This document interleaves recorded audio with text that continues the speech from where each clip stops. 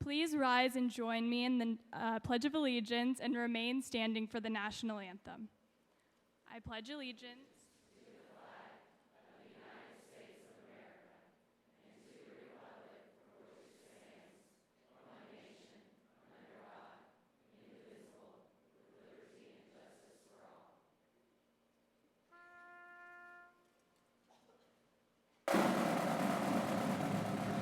Oh, say can you see by the dawn's early light what so proudly we hailed at the twilight's last gleaming, whose broad stripes and bright stars through the perilous fight o'er the ramparts we watched were so gallantly streaming, and the rockets' red glare, the bombs bursting in air, gave proof through the night that our flag was still there. Oh, say does that star-spangled banner yet wave o'er the land of the free and the home of the brave?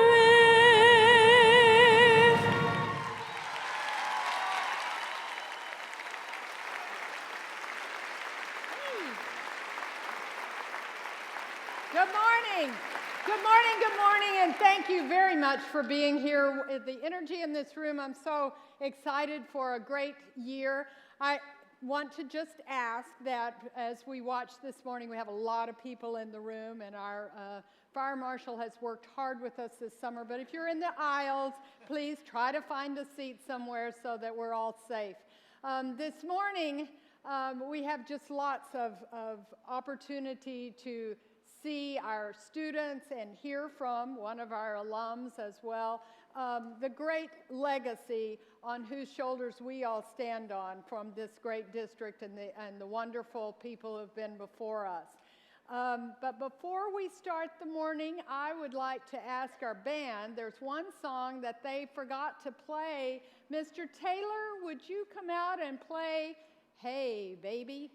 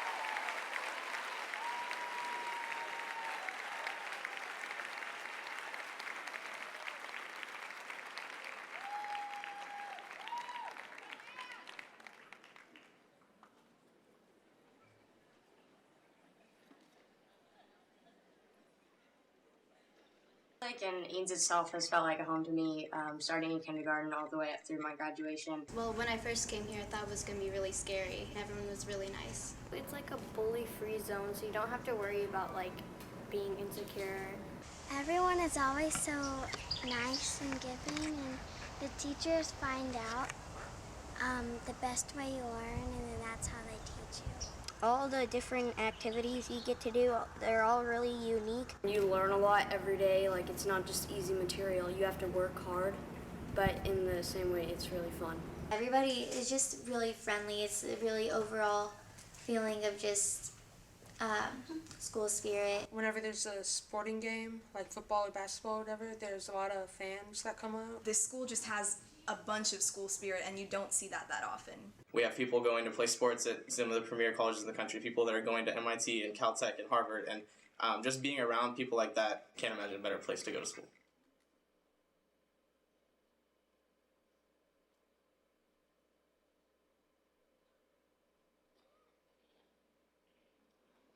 Good morning. Thank you all for being here today. That was terrific. It just shares what so many of our students feel about the work that you do every single day. I'd like to begin this morning just by introducing our Board of Trustees. These are volunteers. They work tirelessly to make our work during the school year better. And so I'd like to begin by introducing our board. If you don't mind standing up, we have 6 of them today. For 1213, Dr. Cal Callison and Mr. Rob Hart, he's our president. Mr. Rob Hargett, the vice president, is not here this morning. It is still morning. Okay, it's been a long morning already. Dr. Colleen Jones is here as a secretary, Ms. Ellen Balthazar, Mr. Mike Frost, Ms. Ronna Martin, and Mr. Bo Ross. Please thank them.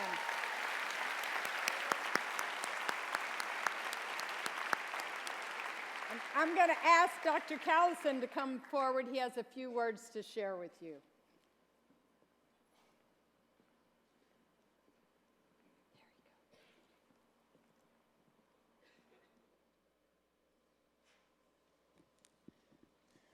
Good morning, Eanes. I graduated from college in 1971. Now, it used to be that the year you graduated from college was a benchmark for how old you are. But in this new internet era, there's a new metric for age. And let me explain. Recently, I was on the internet and I was filling out a form that required my date of birth, the month, the day, and the year. And you had to use those scroll down menus in order to indicate them. So I put in my month, did the day, and then I start scrolling for my year. And I scroll, and I scroll, and I scroll. I scrolled for, it must have seemed like 5 minutes before I got to my year. So age, I've discovered, is now a direct function of the scrolling time on a drop-down menu. That was really quite depressing. But that wasn't the worst of it. The worst of it was after I selected the year, I kept scrolling a little bit, and I discovered there weren't that many years listed after mine.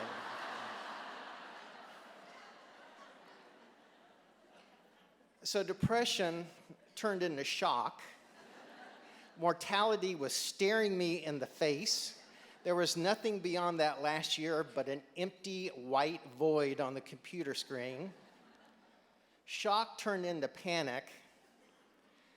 I screamed at the computer screen and I said, "People live to be 110, add some more years to that list." Okay, I'm going to come back to that in a second. But let's get back to my graduating. So I graduated from Vanderbilt with an engineering degree, and much to the chagrin of my parents, I decided not to be an engineer. It wasn't for me. And so I had gotten involved in a volunteer tutoring program in Nashville my senior year. I thoroughly enjoyed it. I decided to become a teacher. I got my teaching certificate. I taught for 5 years, and held various positions in higher education ever since, which I've already determined is a very long time. Now, when I say my parents were chagrined, that's really an understatement. Literally, for 15 years, they would send me letters with newspaper clippings about how the state needed engineers and how much money they made. And I told them, you know, I really, really enjoy what I'm doing. I think what I'm doing is important. But that didn't sway them. And the letters kept coming, and then it got to be pretty comical. My wife would open a letter. It's from my parents. Oh, here's another letter, newspaper clipping. Engineers are now making $80,000. And we would laugh. And so on one level, it was funny. And then on another level, it really wasn't. In fact, if you think about it, it was a little disappointing to me and even insulting. The message was, you know, what you were doing didn't have value, or at the very least, I could be doing something, quote, better. And the reason why I tell this story is not because I want some sort of therapeutic benefit from it, though, God, I feel so much better. But the reason, in all seriousness, is why I tell you the story is that when I say that I appreciate what you do, that you know it's not a perfunctory message. I do appreciate what you do. I respect what you do. I value what you do. And I think that working for a school district in or out of the classroom is one of the most important professions one can have.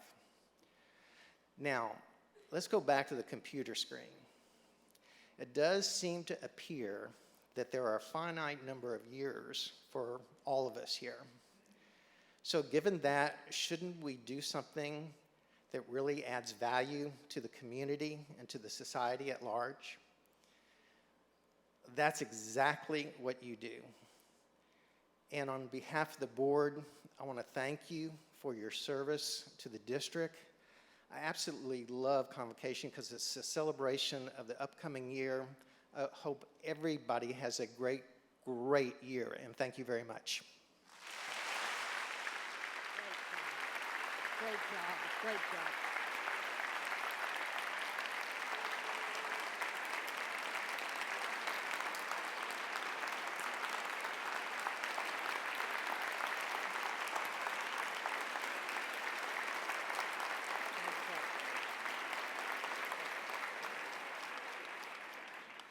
I just share with you that that is truly how our board talks about you every time I'm with them. The value, the respect for what you do, and I thank you. Thank you, Dr. Callison. Thanks to all of you for your service. We are fortunate to have so many talented students, and quite frankly, when we get ready to do Convocation, it's difficult to select the students to perform for you. Our next guests are proof of that. They're going to perform a song called The Remedy, and so I'd like to welcome Westlake High School students Dalton Jackson on the guitar, Dylan Hill on the djembe, and djembe, and Andy Gurman on the vocals. Thank you.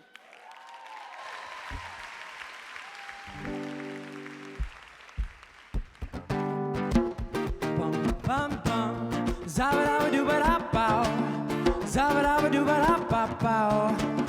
Well, I saw fireworks from the freeway, and behind closed eyes, can't make them go away, 'cause you were born on the 4th of July. Freedom ring, something on the surface, it stings. I said something on the surface, well, it kinda makes you nervous. I said, but you deserve us, what kind of guy with service? We will cure this dirty old disease, 'cause if you got the poison, I've got the remedy. The remedy is the experience. She's a dangerous liaison. I said the comedy, I said it's serious. She's a dangerous new play on words. Said the tragedies, how you're gonna spend the rest of your nights with the light on. So shine the light on all of your friends. No, 'cause it all amounts to nothing in the end. No, I won't worry my life away. Not today. I won't worry my life away. Well, I heard heard two men are talking on the radio in a crossfire kind of new reality show. Uncovering the ways planned next big attack. They're a countdown days. Stop, brother, and I'll be right back after this. The unavoidable kiss with the mint fresh breath that's sure to outlast this catastrophe. Dance with me, cause if you got the poison, then baby I'm your remedy. The remedy is the experience. This is a dangerous liaison. I said the comedy, said it's serious. This is a dangerous new play on words. Said the tragedy is how you're gonna spend the rest of your nights with the light on. So shine the light on all of your friends. No, cause it all amounts to nothing in the end. No, I won't worry my life away. Not today. I won't worry my life away.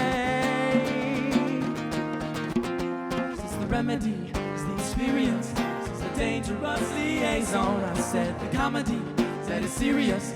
She's a dangerous new play on words. Said the tragedy's how you're gonna spend the rest of your nights with the light on. So shine the light on all of your friends. No, cause it all amounts to nothing in the end.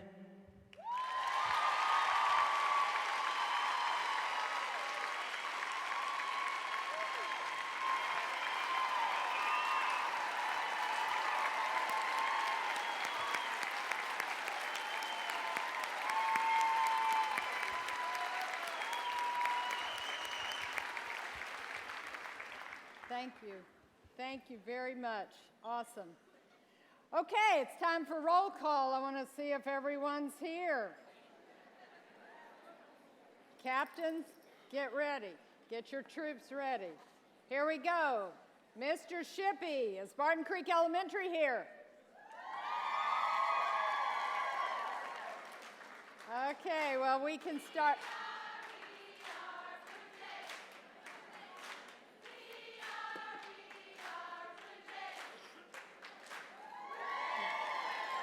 Good job. Mr. Wirt, I'm wondering if Bridgepoint is here.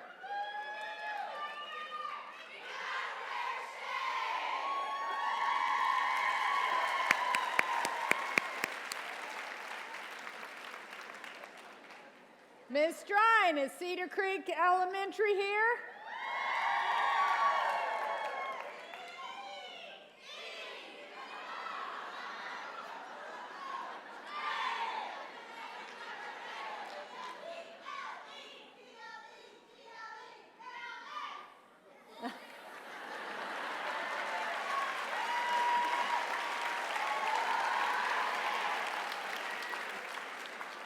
Ms. Villamere, is Eanes Elementary here?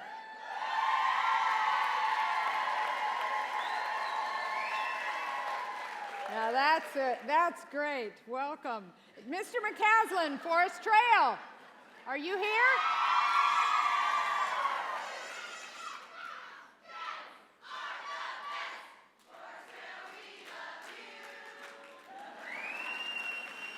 Mr. McCaslin, what do you have on? It's your Superman cape? I forgot. Ms. Dusick, I'm wondering if Valley View Elementary is here.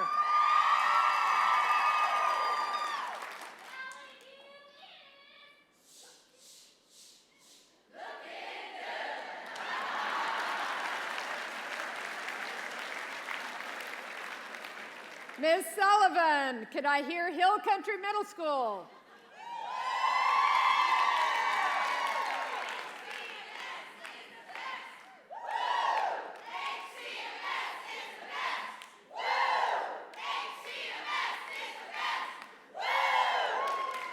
Good job. Mr. Ramsey, is Westridge Middle School here?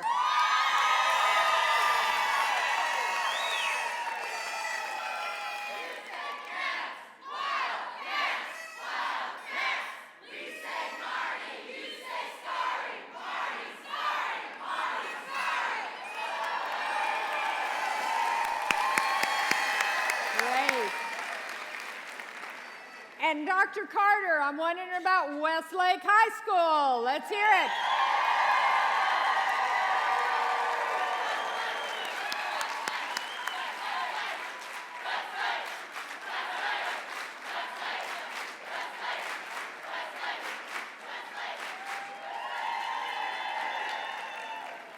I'd like to recognize other departments in the district. Everyone's here. Mr. Bechtel, Curriculum Instruction and Assessment. Would all of your department please stand? Ms. Brace, Ms. Keith. Including Ms. Molly May for Special Education and Dr. Ann Nelson. Technology Services, Mr. Ryan Petru and Chris Wall, are they here? All of Technology Services. Community Education, Dr. Hinojosa. I know you've got a group.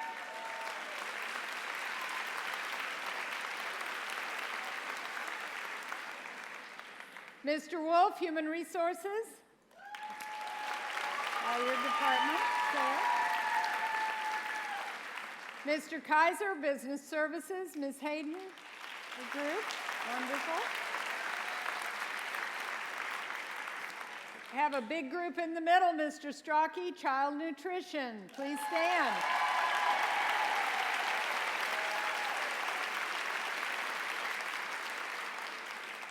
Ms. Santos Ferry, Safety. Should probably stand. Mr. Wysong, Transportation.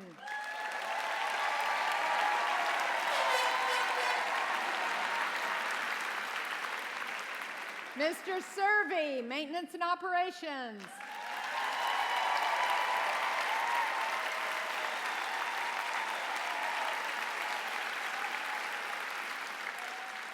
A man who we've worked hard this summer, Mr. Redden, in Facilities and Operations.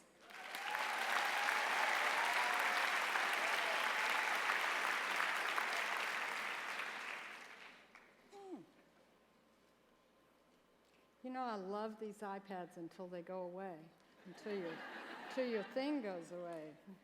The Legal Services, I have Miss Allison Collins, is she here? You died, Mr. Hooker. I think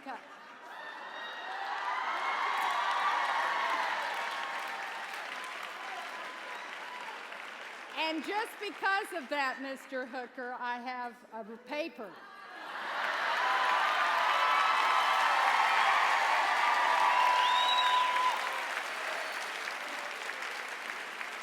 Just in case I need it. Just in case I need it. Communications, Ms. Claudia McWhorter. And the director of the Performing Arts Center. I did something like that. Oh, was it? I shouldn't have been playing that. I shouldn't have been playing that. I knew that was a problem there. And our director of the Performing Arts Center, Mr. David Poole.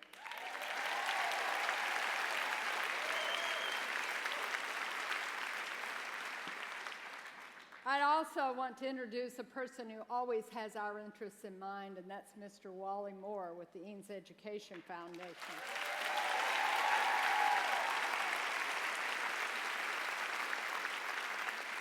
The Eanes Education Foundation has been a wonderful partner to the Eanes School District. This last year, we achieved over 2,000 donors in the foundation, which was a 44% of our families that contributed in the campaign to fund positions for teachers.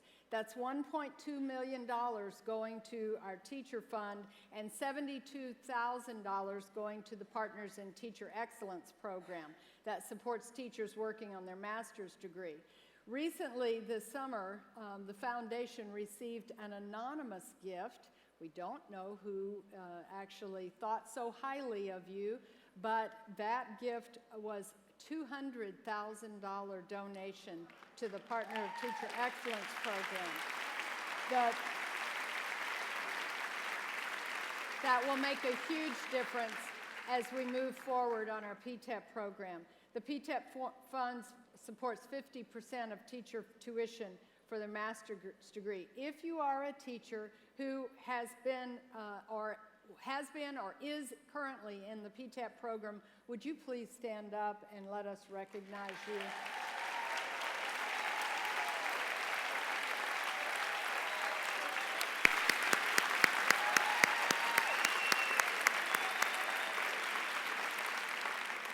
For you teachers, I know how much time and effort it takes.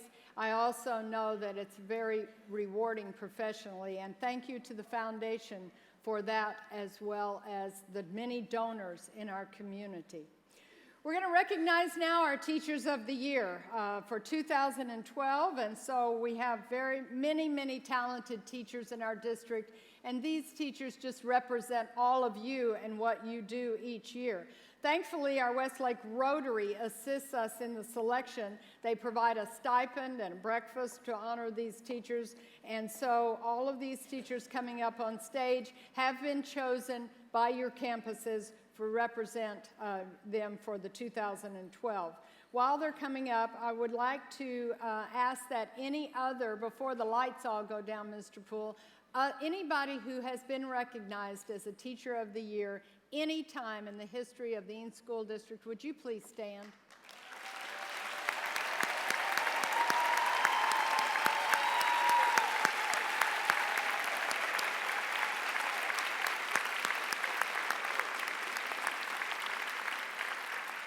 All of you represent why our community values the education in the Eanes School District, and I thank you. I'd like to introduce our Teachers of the Year, Barton Creek Elementary School, Christy Isom. Would you just step forward and raise your hand? There you go. And Jessica Brown, Special Education, Bridgepoint Elementary School. Joe Davis, Physical Education, Cedar Creek Elementary.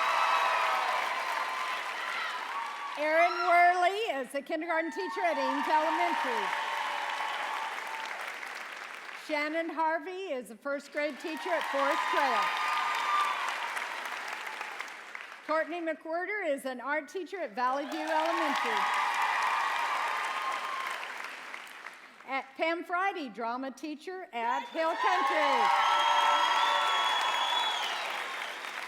We're going to try to pull Pam out of her shell this year. Okay. Westlake High School, Matt Zemo, Special Education.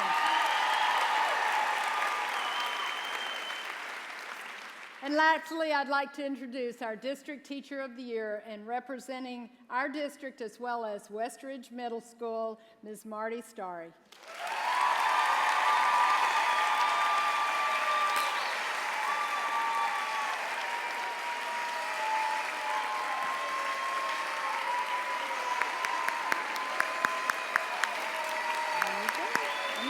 About you. As they walk off stage, we're going to give them an Olympic medal. Go ahead. Go ahead. We're going to give them an Olympic medal. There you go. There you go. Thank you very much, District, our Teachers of the Year. I want to introduce Marty. She teaches 6th grade science at Westridge. She really teaches students. She teaches them science. She's been teaching 24 years, 23 of which have been in science and special education at Westridge. She organizes field trips for them, including to the Texas A&M Engineering Day. She served on the building campus leadership teams, team leader, science department chair, UIL science coach. She won the You Make a Difference Award, as well as the National Teaming Award for Academic Excellence. Marty has a passion for teaching science, and she likes to bring it alive for her students, bringing excitement to the topics, much hands-on learning for them. Because of that, she tries to create an atmosphere that's fun and fast-paced and pushes students to a very high standard of learning. She provides many opportunities for them to think critically, and as you know, that plays such a critical role in learning. Please welcome your district Teacher of the Year, Ms. Marty Starry.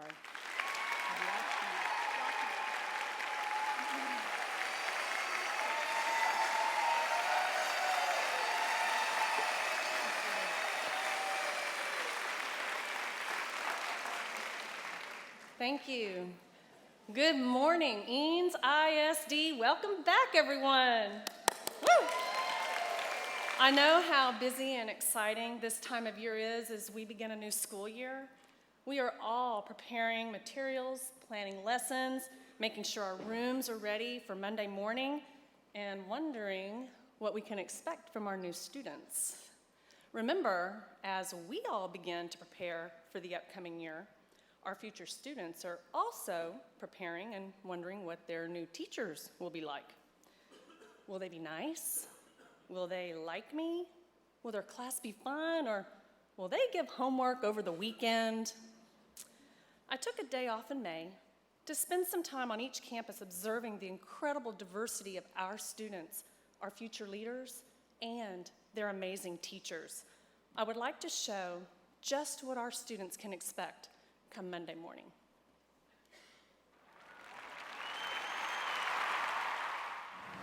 How do you know Mrs. Brown nurtures you and cares about you? She helps us in the classroom. If we don't know how to spell a word, we can raise our hand and she'll come and help us spell it. Miss Brown makes me feel special, and she always, I know that she cares and nurtures me by helping us with our writing and spelling and that stuff. What makes Mrs. McWhirter an interesting teacher? Her artwork. Because she thinks out of the box. She always has a smile on her face and it makes me feel really comfortable. She's interesting because she's nice and I love her. We love Miss Matt! How do you know that Mrs. Harvey is dedicated to you? She helps us learn. Harvey's a really good teacher and she helps us when we need help. I like Miss Harvey that she teaches me. Miss Harvey is dedicated to us! Has Mr. Zemo helped you be successful?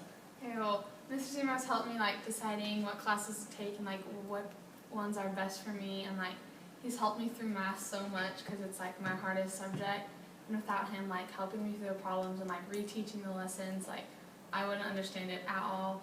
Mr. Zemo has helped me be successful, I think the most because he's always made sure I understand what we're going over, and even if we don't understand it, he'll go over it multiple times, or he figures out new ways to teach it instead of just basically saying it over and over again. Mr. Zemo's our favorite teacher. What makes Mrs. Davis an excellent teacher? Davis is an excellent teacher because she puts a positive spin to a problem, big or small. We think Coach Davis is excellent because she's courageous, outstanding, active, creative, and helpful. And she's delightful, awesome, very nice, intelligent, and super. And she keeps us up to date in the sports world. Coach Davis is excellent because she is patient with all of her students. Coach is intelligent.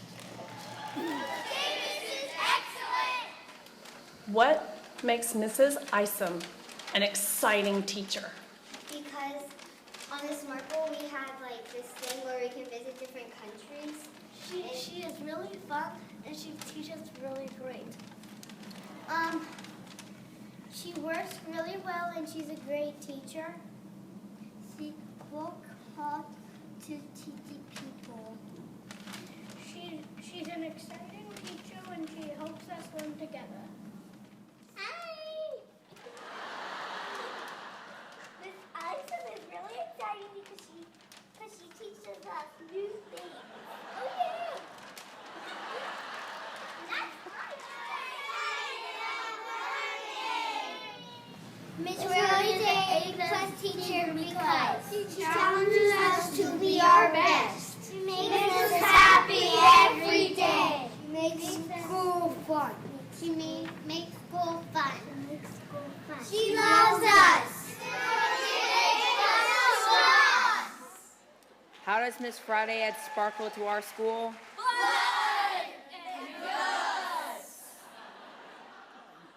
Today we will be talking about the wonderful Miss Friday. Her sparkle is contagious and her laughter outrageous.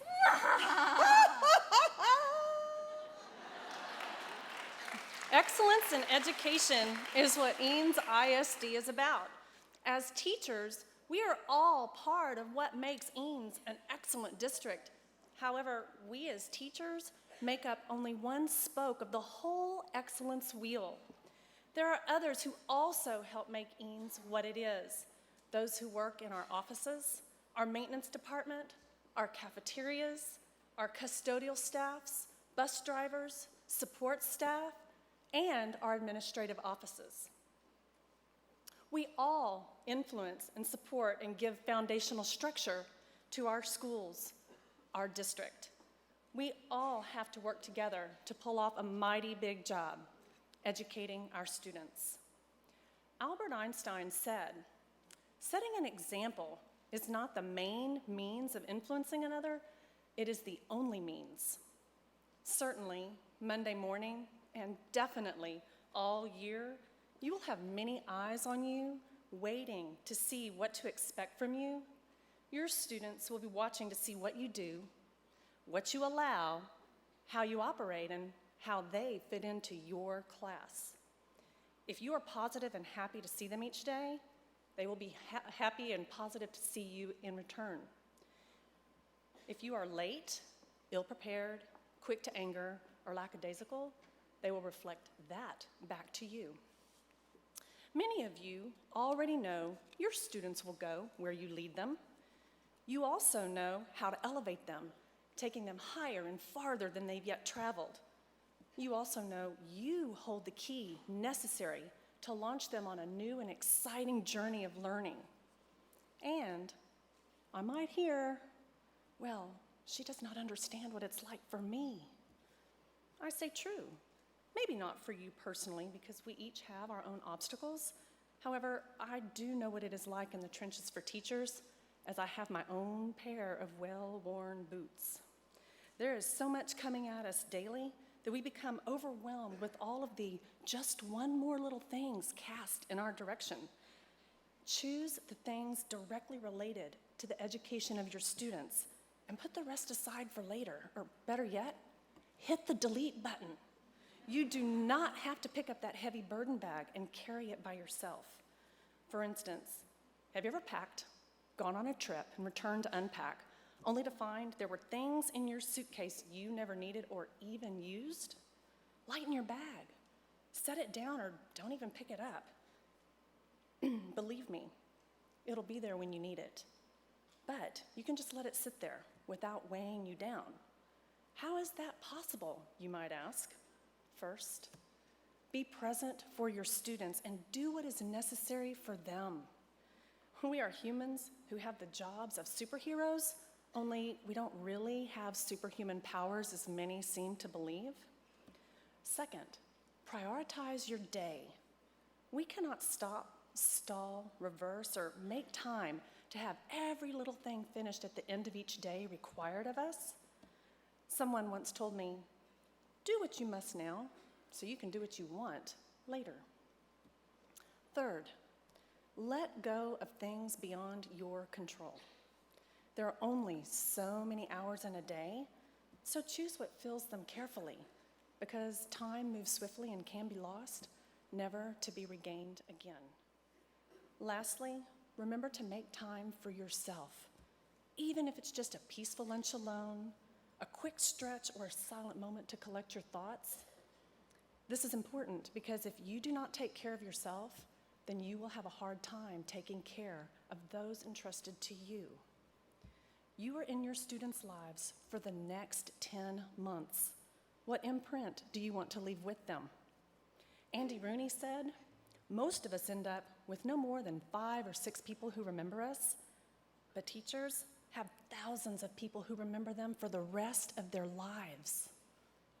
I wonder, will you choose to be just their teacher for the year? You know, the one they vaguely remember later with little fondness? Or will you choose to be their teacher of the year? The one that makes them feel like the year went quickly with minds full of new learning, wishing for more time with you. Either way, you will be remembered. Your students will come to you Monday with a diversity of skills, needs, dreams, and yes, even baggage. Will you be there for them? to relieve their stress, fear, and anxiety as they start a new school year. You will be their teacher, and along the way, you will also become nurse, mother, father, protector, counselor, advocate, safety monitor, boundary setter, and yes, even comic relief. We as teachers cannot do all of this alone, nor can we solve all our students' problems or fix everything for them. It takes the whole of our school community working together toward a common goal to make the wheel roll forward smoothly. Ladies and gentlemen, grab your shades. You're going to need them because we are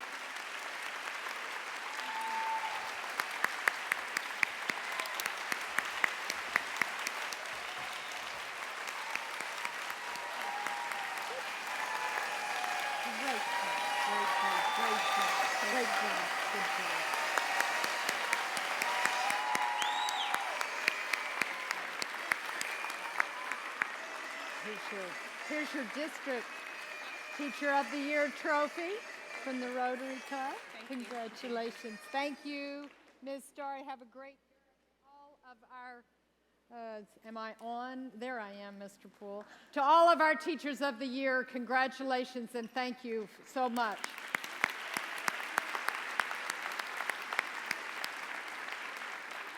We now have an opportunity to hear again some of our wonderful students perform. Our men's chorale from Westlake High School and soloists Dalton Jackson and Andy Gurman.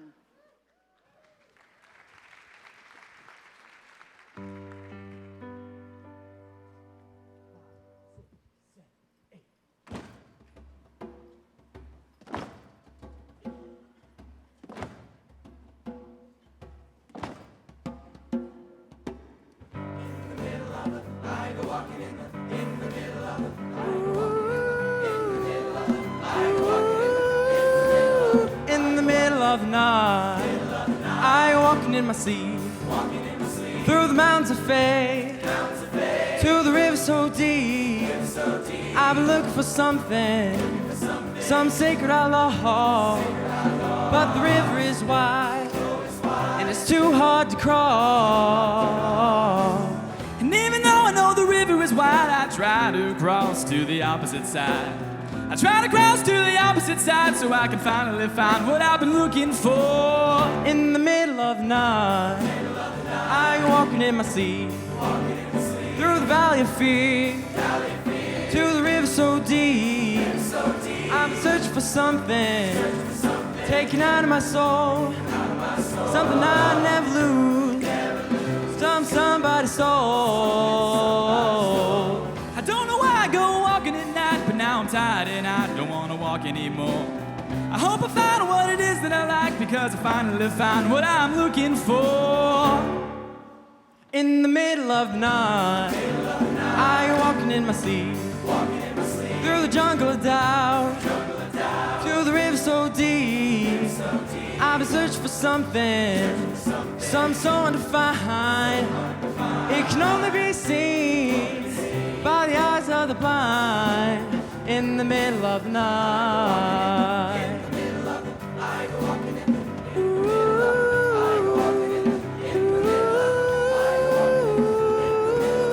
I'm not sure about life after this. God knows I've never been a confident man.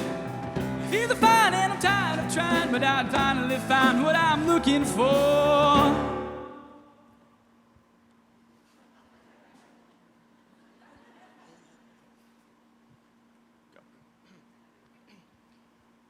In the middle of the night, I walking in my sleep, through the wizard to the river so deep. I'm looking for something, taken out of my soul, but the river is wide, it's too hard to control. In the middle of the night, walking in the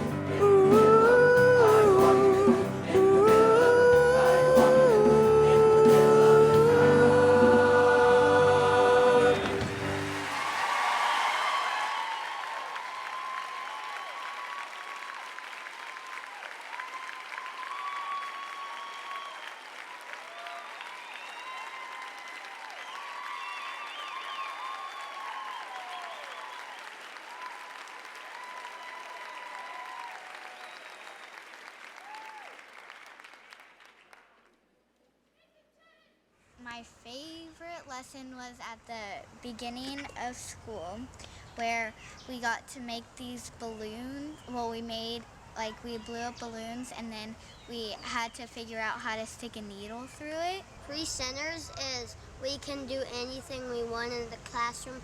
We could cut stuff up and ask Miss Orman to put it up on the wall if she's okay with it. Third grade, we had roller coaster day, and we made it out of a bunch of these little tube things where you'd put a marble down and you could make your own roller coaster. It was really fun. A packet or B packet, they're a little easy because they give us really easy clues that help us figure out and make it easier. Everybody got 2 fish, 1 boy and 1 girl. Then we got a little plant of seaweed, and we got to put down some rock decorations. But and we got 2 snails, but our snail ate the others. I think my favorite moment was doing my lip sync for drama. When we were all practicing it, it was really fun arguing, I guess, over moves and stuff. And watching it today was embarrassing, but it was really fun. The soldering, the radio in Physics 1 with Nancy Masage was the most hands-on I've ever been in a class. I loved it, and now I have a new tool to use. In teen teaching class with Mr. Lassiter, he makes us do an activity where he puts mouse traps on the ground and he blindfolds us, and we have to crawl through the room full of mouse traps, and you have someone on the other side of the room guiding you and telling you what to do. My favorite subject would have to have been English 4 AP seminar because the way that Mr. Pre taught the class made it in a way that you had to learn in a different way than you ever had before. All the papers I wrote, all the critical thinking I did came from my understanding of certain texts and what the themes meant to my life. I picked my own book. I chose to read Crime and Punishment. I chose that. Crime and Punishment is that thick, and I chose to read that. Miss Bixler's sine, cosine, cosine, sine lesson would have to stick out the most. Mr. Abbey's vocabulary Latin tricks are always going to stick in my mind. Parco Sparco means I spare, and none of us know where that came from, but we always remembered it. So Mr. Abbey did pay attention. Mr. Vickers is my favorite teacher because he's very weird, and he teaches from a kid's perspective. I like Miss Ostracco a lot because she's really nice. Miss Farallini, because she lets me do all this fun stuff. Miss Gill, because she's nice. I really liked Miss Reese because she made learning really, really fun. Miss Lauderdale, Miss Simmons, and Miss Linder. Miss Johnston. Well, Miss Compton, she's really funny. Miss Snowfer's a really nice choir teacher, and we're getting pretty good at choir. My favorite teacher would be Miss Capizzuti from the dance department. Mrs. Bixler and I had a really great relationship. Coach James Baker from the soccer team really affected the way that I viewed soccer and trying to be a well-rounded person. My art teacher, Mr. Dale Baker. Ms. Todd is a really great advisor. Mrs. DiMartino definitely prepared me for college and taking college courses. I absolutely loved Melinda Darrow's art history class and Kathy Cluck's European history class. They make it so interactive and fun to learn, and I just love the history department at Westlake. The teacher that has most affected me throughout my entire educational career would have to be this past year, Mr. Masage. Just because I struggled with Physics 2 so much, and he encouraged me and really, gave me the confidence to excel in that class, even though it was very difficult and very time-consuming. But in the end, it was very rewarding, thanks to him.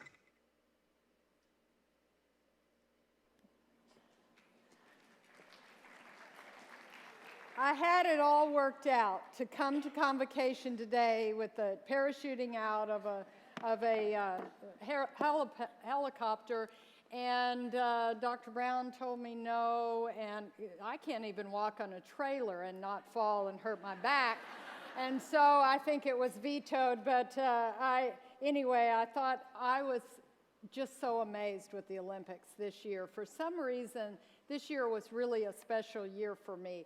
I found that it was just so captivating what the stories of all of the athletes and their families and the things that happened during the Olympics. I could, every single evening, I would go home and watch their stories. I was mesmerized by the show, by the fanfare, by the medals, just everything was very motivating. But particularly the athletes and their stories and their stories of trials and tribulations and hard work and dedication and commitment to a goal.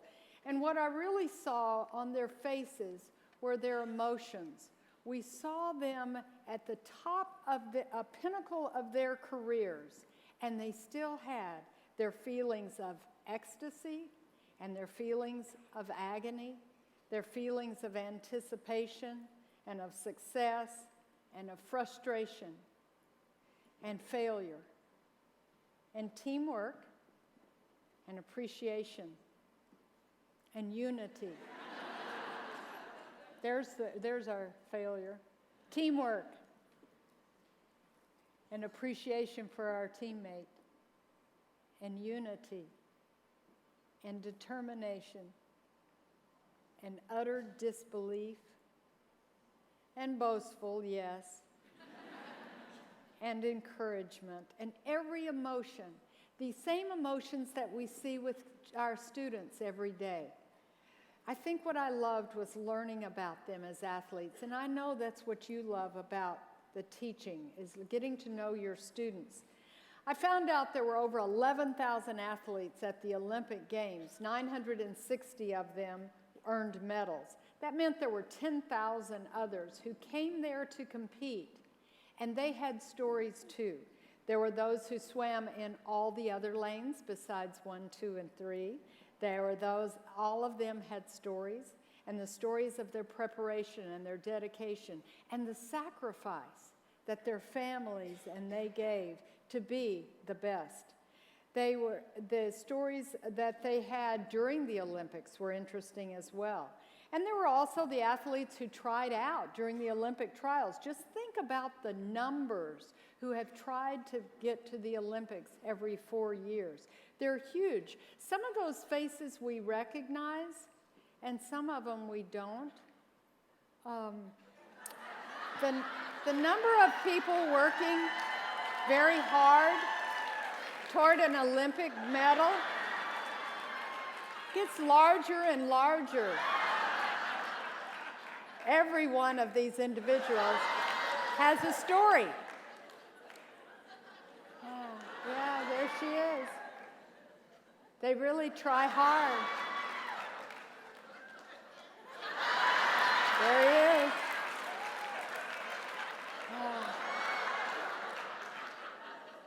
And this, and yeah. How do you like LeBron James's look? Like, what happened here?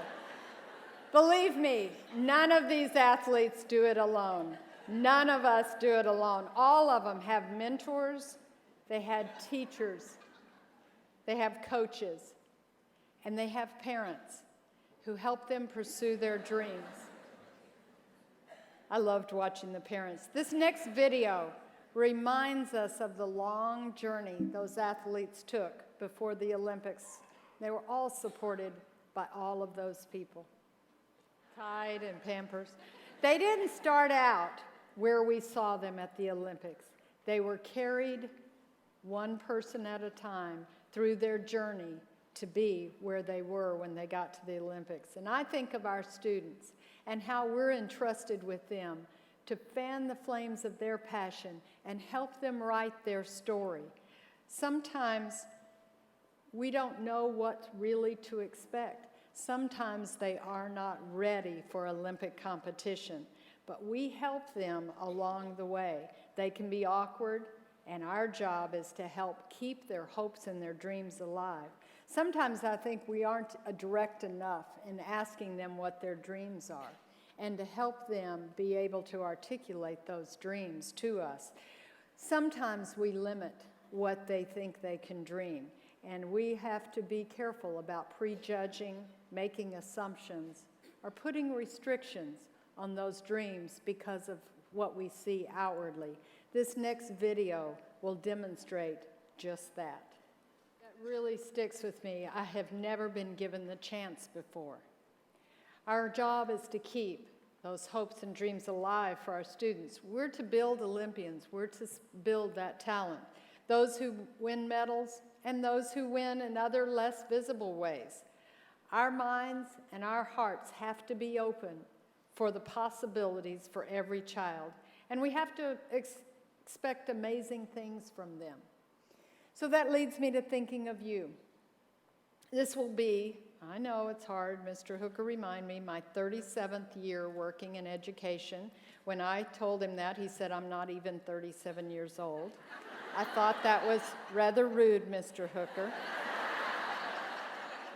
There has never been a harder, more difficult, and challenging time to be an educator or to work in a school district. We have more and more regulations, more and more requirements, curriculum, courses, rules, regulations, governmental requirements, inspections, ways to do things with nutrition, with transportation, with our business services, even disposal of property, rules and regs for caring for children, child care, before school, after school care, during school. And that's before we actually have school. Then we have enrollment, attendance, testing, accountability, grading, discipline, student health immunizations, concussion safety this year, and on and on and on.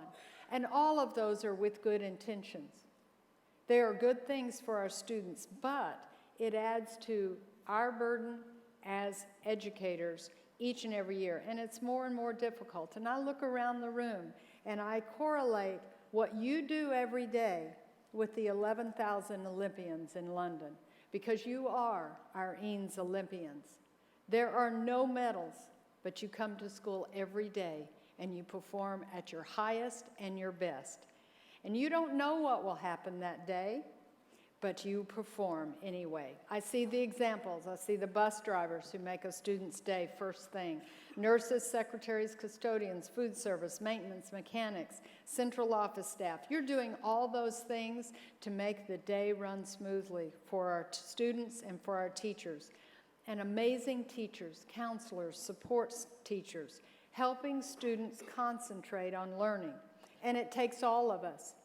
And there are no medals. But I'll tell you what you do get, and Marty referred to this as well. You get the opportunity to be a person in a child's memory. Several years from now, maybe it's 10, maybe it's 20, 30, 40, could be 50, when someone asks you, what teacher or special person do you remember from school? That child will yell your name. And he will remember you, not just for the curriculum that you taught him, but he will remember you for the way you made him feel. Successful, worthwhile, capable, wonderful, special.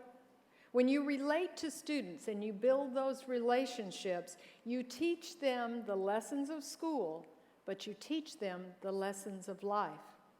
You create memories every day, and you create them in a positive way, and it should be your goal every day to make your lessons and your interactions with students so impactful that their memories of you remain a long, long time. They'll never know all the hard things that you do and all the hurdles that you have to make their experiences terrific. You make them feel special in spite of those hurdles. And it's hard for what you do, but you do it anyway. I want to tell you a story. In the mid-1990s, a modern violinist, Ishak Perlman, came to the stage to give a concert at Avery Fisher Hall in the Lincoln Center in New York City. If you've ever seen Ishak play, you know that getting on stage is very difficult for him. He was stricken with polio as a child, and so he has braces on both legs and he walks with crutches. And to see him walk across stage one step at a time is very laborious. He walks painfully slow, yet majestically and patiently until he reaches his chair. He sits down, he slowly puts his crutches on the floor, undoes the clasps of his legs, tucks one foot behind the other, and then bends down, picks up his violin, puts it under his chin, nods to the conductor, and proceeds to play. Audiences are used to this ritual. They sit quietly while he makes his way across stage, and they sit quietly and as they remain reverently silent while he undoes the clasp. Ready to play, Mr. Hooker. I must be touching it wrong. I have job security. You sure do.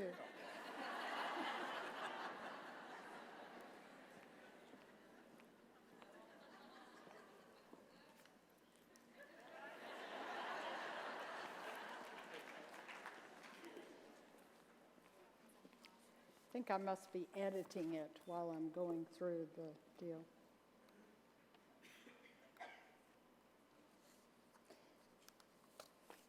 The audience is used to his ritual.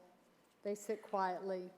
They remain respectful as he undoes the clasp on his legs and waits until he's ready to play. This time, just as he finishes the first few bars, a loud popping sound went off like gunfire. But there was no mistaking what had happened. A string on his violin had broken. And there was no mistaking what he had to do. The audience knew that he would have to get up, put the clasp on again, pick up the crutches, limp his way off stage to either find a new violin or else another string for this one. But he didn't. Instead, he waited, he closed his eyes, and then he signaled for the conductor to begin again. And the orchestra began. And he played from where he had left off. And he played with such passion, power, and purity as they had never heard him play before. Everyone knows that it is impossible to play a symphonic work with just 3 strings. I know that and you know that. But that night, Ishak Perlman did not know that. He could see him modulating, changing, recomposing the piece in his head. At one point, it sounded like he was detuning the strings so that he could get new sounds from them. And when he finished, there was silence in the room, and then people leapt to their feet because they knew they had heard something very, very special. It was a deafening outburst of the applause, everyone screaming and cheering, doing everything to show him how much they appreciated what he had done. He smiled, and he wiped the sweat from his brow. He raised his bow, and he quieted the audience.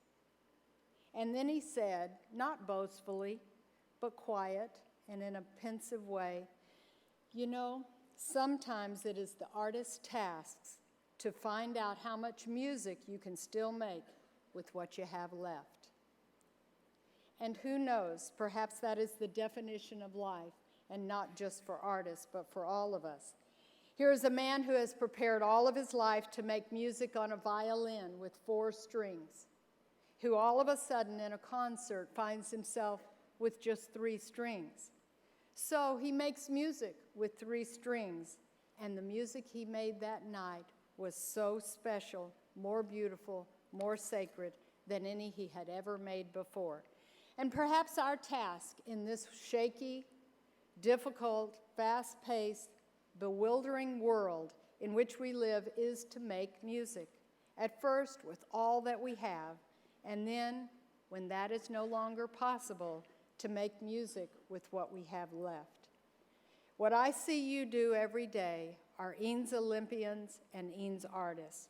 When things aren't perfect, you do it anyway, and you do it better than anyone else. I say thank you. I can never express my heartfelt appreciation and admiration for who you are and what you do. I praise you and your stories, and I honor you and your exemplary work. Whatever hurdles you encounter, you are amazing people with incredible drive to make a difference in the lives of children. I am honored to work with you, and I thank you very, very much.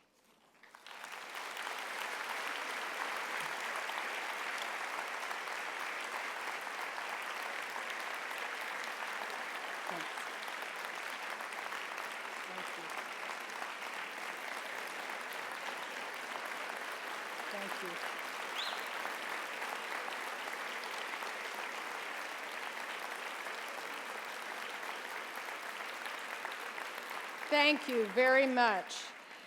Now we have the opportunity to hear just some incredible students. We had students at Eanes Elementary, and now they're at Hill Country Middle School.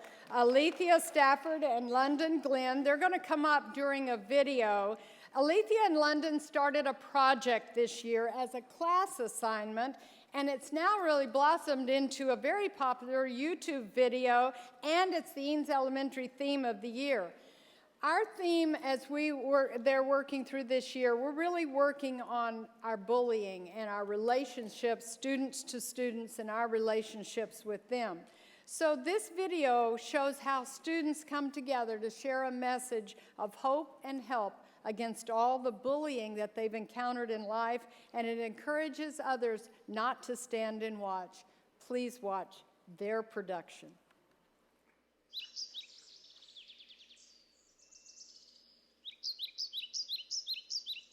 Lend a hand, stand up, be strong. Together we carry on.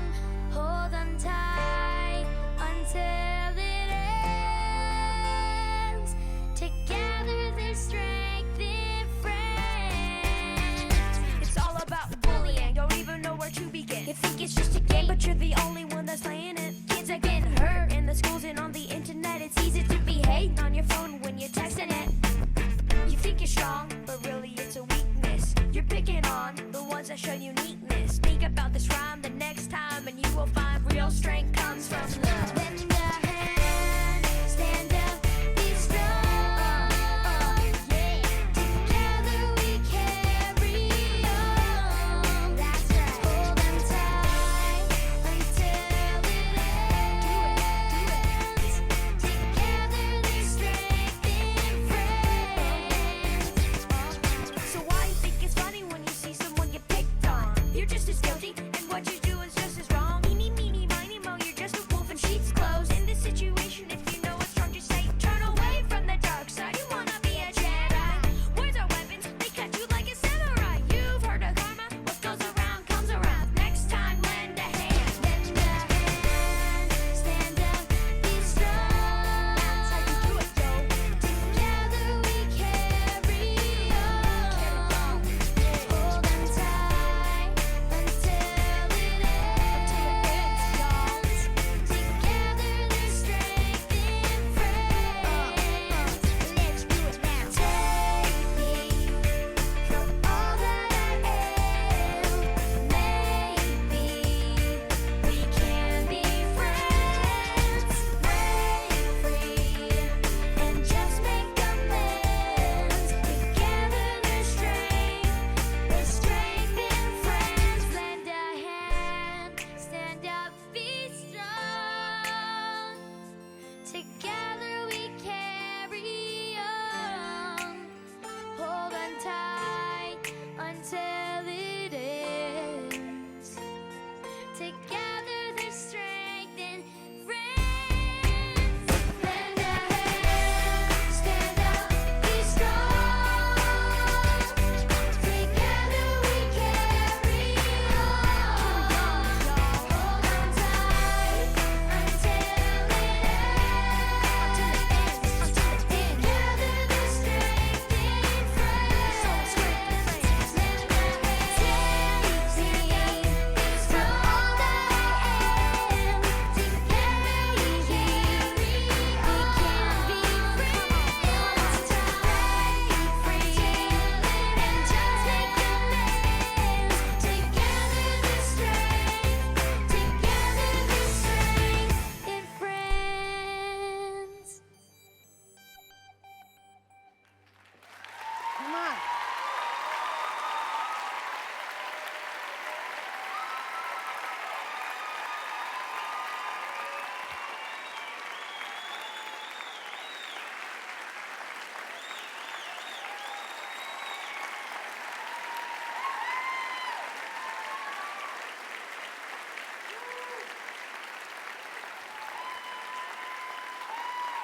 If you aren't inspired for a school year, for a great school year, we're going to have to work a little harder, I guess.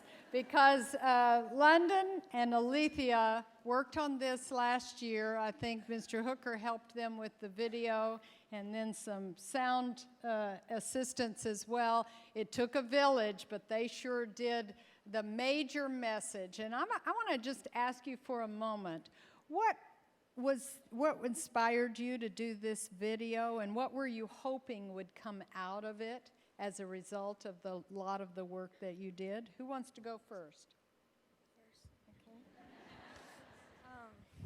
What inspired me was Mrs. Fields. She inspired us because the project on Anti-Bullying Week. That's how we got it started. What inspired me was my old counselor, Miss Corbett. She told stories about bullying and how it was stopped, and well, it just sparked some ideas in my head, and I guess that's what got me started as well. That's great. And what do you hope will happen this year at your school? I know both of you will be at Hill Country this year. And I know Eanes Elementary is going to use Lend a Hand as their theme. What do you hope that will happen out of the work that you've done? Well, I just hope that the bystanders don't have to just stand there and let the bully just do things, and encourage them to just, by doing video and laughing. I just hope that they would just go over to the bully and say, it's not nice to do that, and that, everyone else will just keep coming in with them, and we'll say, there's strength in friends, and that all you have to do is just lend a hand.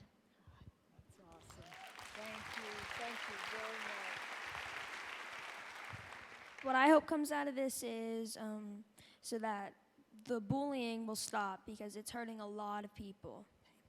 Thank you. Thanks very much. You're great. Thank you very much.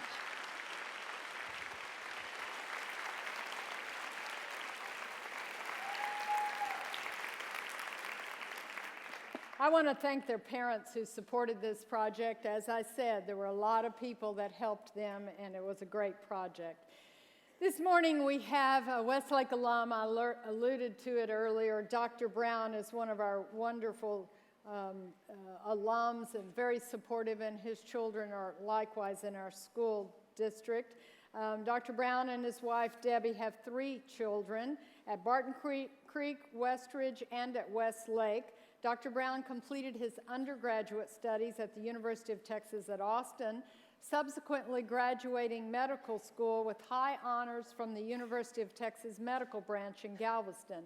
After accepting a Naval Health Professions scholarship, Dr. Brown completed his residency at the Naval Medical Center in San Diego, followed by completing his fellowships at the University of Southern California Medical Center. In August of 2006, Dr. Brown was deployed to Iraq as a trauma surgeon in support of Operation Iraqi Freedom, which he describes as the pinnacle of his career. Dr. Brown currently serves as an associate professor of surgery and general surgery resident program director at the University of Texas Southwestern in Austin, as well as chief of trauma at University Medical Center, Brackenridge. He and his family are tremendous supporters of Eanes and its teachers, and his message is a strong and important one, and we invited him today, and he graciously agreed. Dr. Brown, please welcome.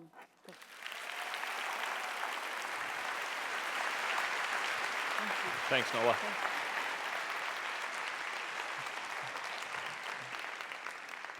Well, thanks to Dr. Wellman for inviting me, and this is really a very motivating day for me. I've never been to anything like this before, and it really kind of inspires me to be a better parent as you guys are striving to be the best teachers you can be. And the one thing that was amazing was you're all divided by schools with your school spirit and your cheers, and separated but all unified in this room as a district, and it's really kind of a neat day to share with you. So I kind of want to tell you a little bit about how I ended up in the Eanes School District and why I came back to the Eanes School District here in Westlake, and some of the relationships along the way and how those affected me and how those affect my children, specifically as it relates to the teachers in the Eanes School District. So these are my parents, and that's me disinterested, I guess more interested in the G.I. Joes than in the picture being taken. So I didn't choose my parents. My parents didn't choose me, right? So, but that relationship is based in unconditional love. A parent has for me, my parents had for me, and I had for my parents. Same as my children. So there's a foundation there of unconditional love to help foster and develop that relationship. And I'll come back to that in a minute. My dad was a spy, a CIA agent. My mother was actually a Spanish teacher for government agents, and they met at the agency.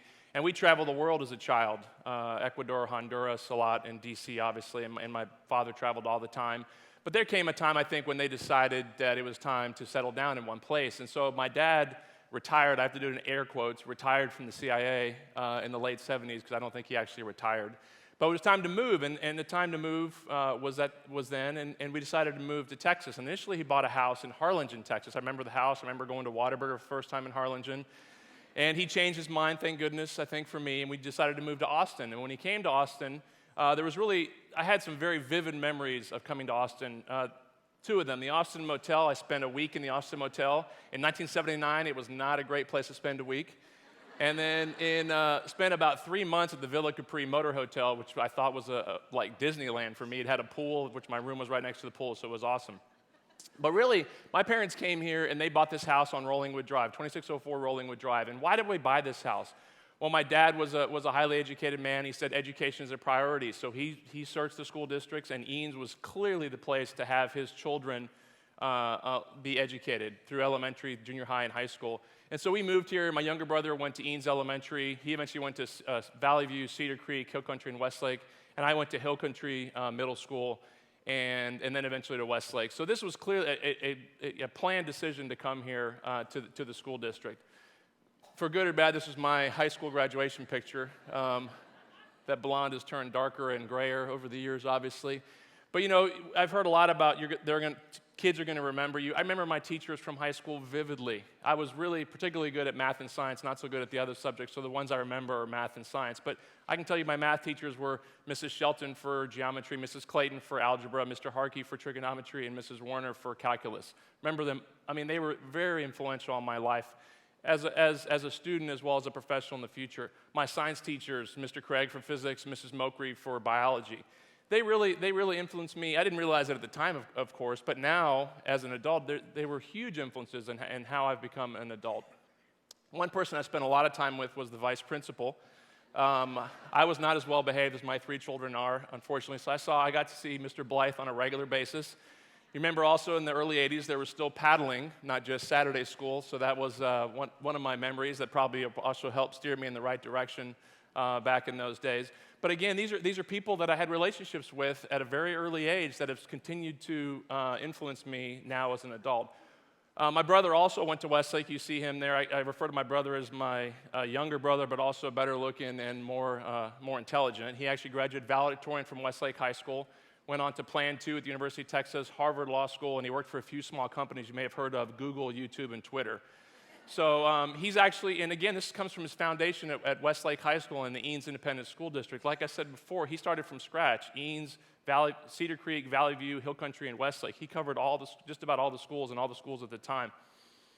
We both then went on to the University of Texas, and really, I tell you, University of Texas was easy after going to Westlake High School. It was a nice surprise to be able to get through college as easily as I could after spending time here and learning at Westlake. Went to UTMB, and then a big year for relationships for me was in 1993. I was an intern, a surgical intern at the Naval Medical Center in San Diego. I was a surgery intern. And this is the first time that really I became a teacher. I didn't realize I was going to be a teacher in my career, and that is absolutely what I love to do now. I love to teach. I show you this picture from rounds. This is from rounds at LA County Hospital. I show this for 2 reasons. One, you'll see the medical students, which we'll talk about in a minute. But 2, if you notice the picture, this gentleman, unfortunately, was shot and was in the hospital, and one of his friends decided to get him a balloon that said, "Congratulations." So I still haven't figured that out, but I love this picture. I put it in a lot of talks because it's just intriguing to me. But here you see, I teach a different population than y'all do. I teach medical students, and I teach surgeons in training, surgery residents. And I absolutely love it. It's the passion that I have in my profession. I love being a surgeon. I love operating. I love taking care of patients. But my passion is really teaching medical students and teaching surgical residents to be surgeons. And I see that passion in the room here. You're here, you're excited about teaching my children, the children in the community. I don't choose my medical students, I don't choose my residents, just like you don't choose to teach my children don't choose to have you as their teacher. But so what drives that relationship? It's not unconditional love like a parent and a child. It's the passion, it's the excitement, the desire to really make that individual a better person, make my child the best person that they can be.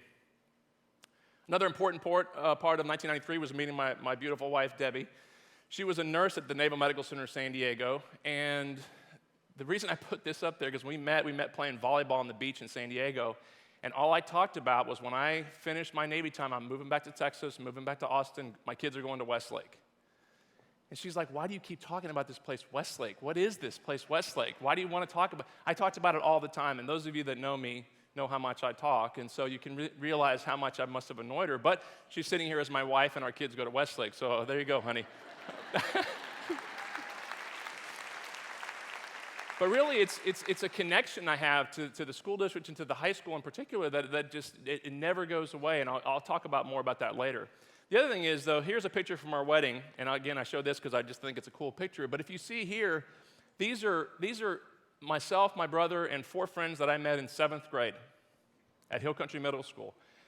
And they were in my wedding party. But why I show this is, what do you think we talk about when we get together? The first thing we talk about, what happened at Westlake, what happened at Hill Country, stories about teachers, stories about people, relationships we had from childhood. That's the first thing we talk about, the first thing we go back to as soon as we get together again. And these are lifelong relationships, lifelong memories that you're developing with my children now, with the children of this community now. From 93 on, I started my career as a surgeon, internship, residency, multiple tours with the United States Marine Corps, and my wife continued to support me while I was in training as a nurse at the Naval Medical Center in San Diego. But really, it was the time we started to start our family. Here are our 3 kids a couple years ago on spring break. And this is really relationships that obviously I didn't know until I was a parent. That unconditional love is just incredible. And these are the 3 most important relationships in my life. And I entrust them to you every single day during the school year, all of you here. I entrust them to you to take care of my kids. Keep in mind, you spend more waking hours with my child than I do, right? Monday through Friday during the week. You spend more time with them than I do. And so that's the trust I have in y'all. And it's because of your passion, because of your burning desire to make them better, that I have them in this school district. So when it was time for us to get out of the Navy after my career was done and move back here, there was, as I told Debbie many years ago on the on the sand volleyball court, there was only one place. We were moving back to Austin, going to Westlake, and so on. So I moved back, and I went to check out my old stomping grounds, and Austin Motel was in the coolest part of town now. It was really a very different place. Villa Capri was long gone, and it was now just a football field. So I was a little disappointed by that. I come back to relationships now. So as I'm coming here, I said, well, I need to get my 4th grade son plugged in to have some friends. 4th grade is not quite like 7th or 8th grade as far as difficulty moving, but it can be a challenge. So I relied on Eanes relationships. I talked to this guy, Mark Mangum, and I said, my kid's never played football. He's probably not going to be very good, but can you put him on your football team so he can make some friends?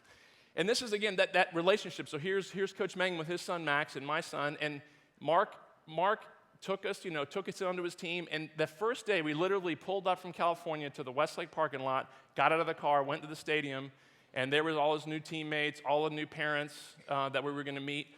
And this was the community welcoming us back in from many, many years being gone. And the thing I was amazed with, since I've gotten back, I meet about 1 person a week I haven't seen in 20 years, right from Eanes, Hill Country, Westlake, growing up here in the Eanes School District. And why is that? Because everybody comes back. If they either stay here or if they leave, they come back because we want to be here. We want our kids to be taught by you and taken care of by you because this is just such a wonderful, wonderful district. So, of course, I said I'm going to go buy my parents' house in Rollingwood. I'm going to go to Eanes. Kids are going to go to Eanes in Hill Country. That didn't work out. I couldn't find a house in Rollingwood. I really wanted to live in Rollingwood. It's just a great location. Couldn't do it, so I ended up going out past 360, which when I was growing up barely existed, just way out there, way past 360. And we bought a house off of Weston Lane. And the coolest thing about this, I was a little bit concerned about not going into Eanes and not going to Hill Country because that's all that I knew. My kids went to Barton Creek and still go to Barton Creek and Westridge. And it was fantastic. And I'm so excited about that because I know that Eanes and Hill Country and all the other elementary schools in Barton Creek and Westridge and everything, I know they're all like this now. I have my personal experience, my brother's experience, and now my kids' experience throughout the district that this sort of excitement and passion exists everywhere. So in 2007, it was my kids' first day of school. My youngest one was still in preschool, but now you see my two kids getting on the bus, going to you. Again, spending that time. I mean, I'm making the decision to send them to spend the day with you all week long, Monday through Friday, all the school year. And this is a big deal. I put my kids on the bus and I entrust them to you from 6:51 in the morning this year, which could I file a complaint about that? Somewhere. 6:51, the bus comes for Barton Creek. Until, 3, 4 in the afternoon. It's a long time, and you have my kids for that time, and I'm excited about that. My kids have adjusted extremely well. You can see Trevor's school spirit up top there at Westridge Middle School, the mustached desperados down there at Barton Creek, and my daughter who, again, I have to put this in air quotes, graduated from Barton Creek Elementary. I don't know if 5th grade counts as a graduation, but I guess in some places it does. But I tell you, now they're developing relationships with you here in the audience. At Westridge, my son has developed incredible relationships with the leadership, Miss Bacon, and then Mr. Wagner as the principal. Teachers that have, had a profound influence on him. His coach, basketball coach, Coach Lunds, Mr. White, Mr. Kite. And again, and I bring up Mr. Kite too because, not just a teacher to my kids, but a friend of mine. Our kids are friends. I mean, the intertwined relationships throughout the district, school to school and family to family are incredible. And then my younger kids at Barton Creek, I asked my kids, I said, who's had a real influence on you in a relationship with you? And the two younger ones mentioned Mr. Kent, their bus driver. And I thought that was just awesome. 6:51 in the morning until the afternoon. I thought that was fantastic.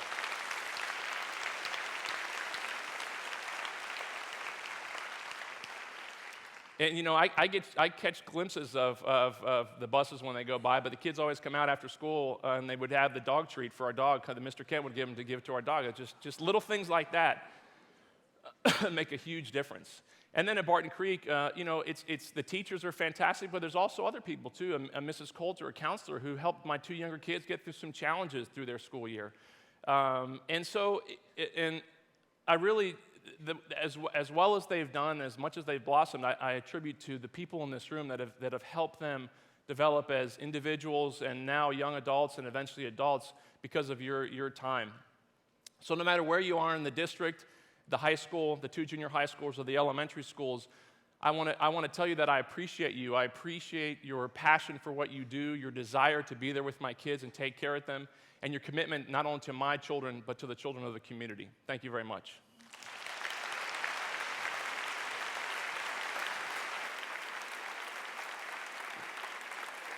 Thanks. Awesome. Great job. Perfect.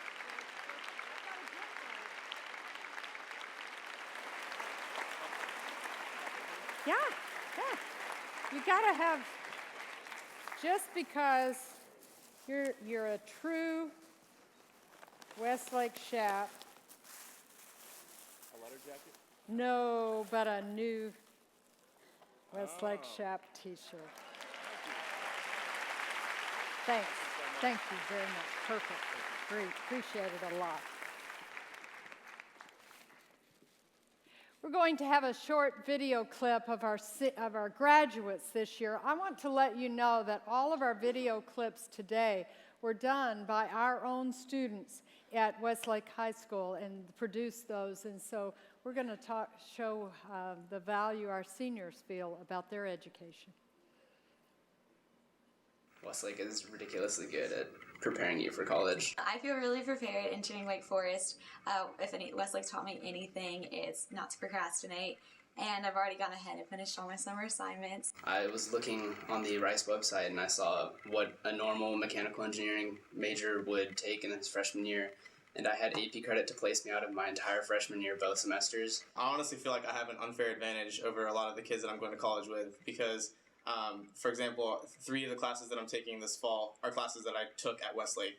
Organic chemistry, multivariable calculus, physics C. Those are classes that kids around the nation hardly have a chance to take, and I got to take all 3 of them from teachers like the Miss Sages, Miss DiMartino, Miss Abusabi, who are tremendously qualified. Basically, my college is Mr. Pre's seminar class. That's why I chose it, because I had such a good experience with seminar, and I mean, I kind of want to learn that way, you know, at least for the next 4 years. 2,400 kids have this opportunity that almost no one else in the United States has, and it just, every day it kind of gives you a wake-up call, and you feel like, man, I really can't take this for granted, and really should get as much out of this as I can, because we're some of the luckiest people in the United States to be able to go to this school.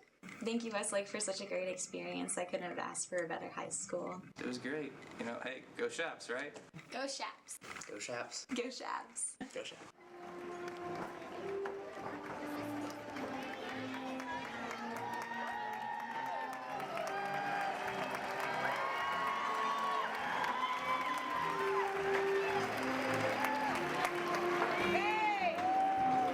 Hi, I'm Sarah Butler, class of 2012, and I'm going to Wake Forest University, and I'm studying accounting and foreign affairs. I'm Caroline First. I'm going to the University of Texas and majoring in Plan 2 and business. Hi, I'm Sean LeBaugh. I'm going to Rice University and I'm going to be studying mechanical or chemical engineering. I'm Meredith Trank, and I'll be attending TCU this next year, and I intend to major in psychology. My name is Mehul Mehta. I'll be attending Duke University next year and studying biomedical engineering and scientific entrepreneurship. Hi, I'm Katherine King, and I'm going to the University of Texas studying accounting and Plan 2. Hi, everybody. Chris Bull, class of 2012. I'm going to be going to Colorado College next year, and my major is international political economics.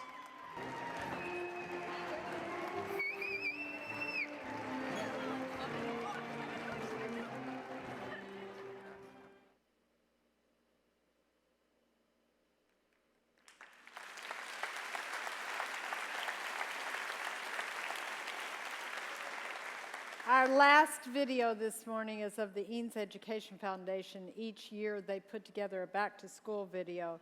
We clipped out the first part because that was just me talking, but the second part is just fabulous. You'll see it at the back-to-school nights, so we'll have the Eanes Education Foundation video, and thank you, Mr. Moore, for all the work that your team does for us. Before we wrap up today, I want to thank the many individuals who helped make this event possible today. Westlake High School Band, Choir, Orchestra Directors, Mr. Kerry Taylor, Mr. Ed Snover, and Mr. Jimmy Edwards. Thank you so much. It's a lot of work. Ms. Emily McIntyre worked a lot this summer with her students Spencer Flynn, David Oliver, and Charlie Schwann. Thank you very, very much. Mr. David Poole, Mr. Jeff Strange, Mr. Jacob Wiederanders, and the tech crew, great job. I always want to thank Ms. Claudia for helping me so much, and also Joni for helping me, Eanes Education Foundation for the water, our volunteers from all of the Central Office Human Resources Communications. Thank you also to our performers, Sloan Bingston, Andy Gurman, Dalton Jackson, Dylan Hill, Samuel Ward. Actually, Samuel will sing at the end, our Westlake Band Choir Orchestra, and thank you, of course, Dr. Brown. Thank you very much. I'm sure that you were needed at work today. As we conclude, we're fortunate to have our band choir orchestra students in a joint performance directed by Mr. Taylor. It's the Olympic Fanfare, I understand, followed by America the Beautiful, sung by Samuel Ward. Welcome.